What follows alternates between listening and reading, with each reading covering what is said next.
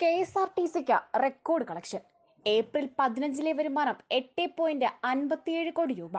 4,179 ബസ്സുകൾ നിരത്തിലിറങ്ങി. കഴിഞ്ഞ വർഷത്തെ ഏപ്രിലെ നേട്ടമാണ് ഇത്തവണ മറികടന്നത്.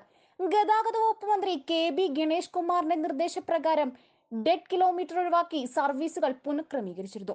ഇതിനു മുൻപ് 2023 ഏപ്രിൽ 24 ലഭിച്ച 8,30 കോടി രൂപ എന്ന നേട്ടമാണ് മറികടന്നതെന്ന് KSRTC അറിയിച്ചു.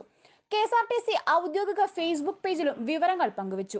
4,324 ബസ്സുകൾ ഓപ്പറേറ്റഡ് ചെയ്തതിൽ 4,179 ബസ്സുകളിൽ നിന്നുള്ള വരുമാനമാണ് 8,57 കോടി രൂപയെന്ന് KSRTC വിശദീകരിച്ചു. 14,36 ലക്ഷം കിലോമീറ്റർ ഓപ്പറേറ്റ് ചെയ്തപ്പോൾ കിലോമീറ്ററിന് 57,70 രൂപയാണ് വരുമാനം ലഭിച്ചത്. ഒറ്റപ്പെട്ട സർവീസുകൾ, ആദിവാസി മേഖല, തോട്ടം മേഖല, വിദ്യാർത്ഥി കൺസഷൻ റൂട്ടുകൾ എന്നിവ ഒഴികെയുള്ള വരുമാനം കുറഞ്ഞ ഡെഡ് ട്രിപ്പുകൾ, ആളില്ലാത്ത ഉച്ചസമയത്തെ ട്രിപ്പുകളുമാണ് ഒഴിവാക്കിയത്.